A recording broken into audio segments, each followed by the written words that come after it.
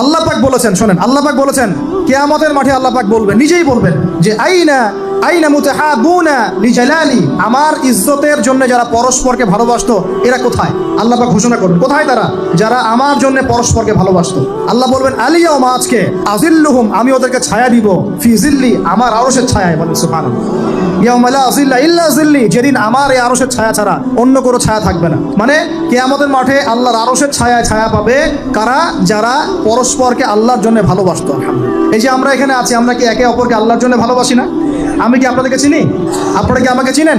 এই যে আপনারা আলেম ওলামাদেরকে ভালোবাসেন, ইসলামকে ভালোবাসেন, কিসের জন্য বাসেন? আল্লাহর জন্য। এই আল্লাহর জন্য যারা পরস্পরকে মহব্বত করে, আল্লাহ পাক তাদেরকে আরশের ছায়ায় ছায়া দিবেন ইনশাআল্লাহ। আরো একটা নেকি আছে, বলবো?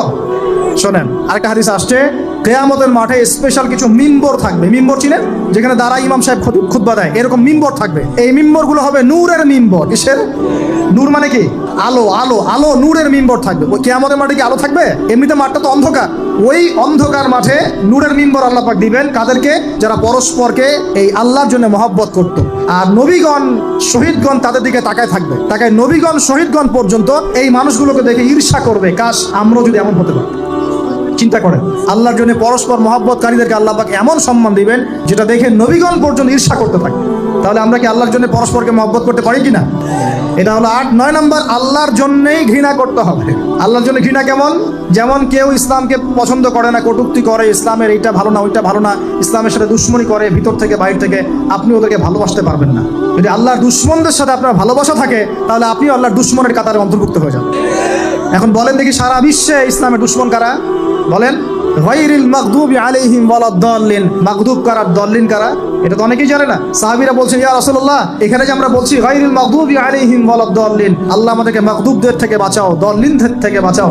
মাগদুব আর দাল্লিন কারা ইয়া রাসূলুল্লাহ? নবীজি বলছেন, আল মাগদুব, মাগদুব হচ্ছে হুমুল ইহুদি, ইহুদিরা হচ্ছে মাগদুব, যাদের উপর আল্লাহর গজব পড়েছে। আর দাল্লিন হুমুন নাসারা, নাসারারা হচ্ছে দাল্লিন, কারণ তারা আল্লাহ পাকে সন্তান সাব্যস্ত করেছে।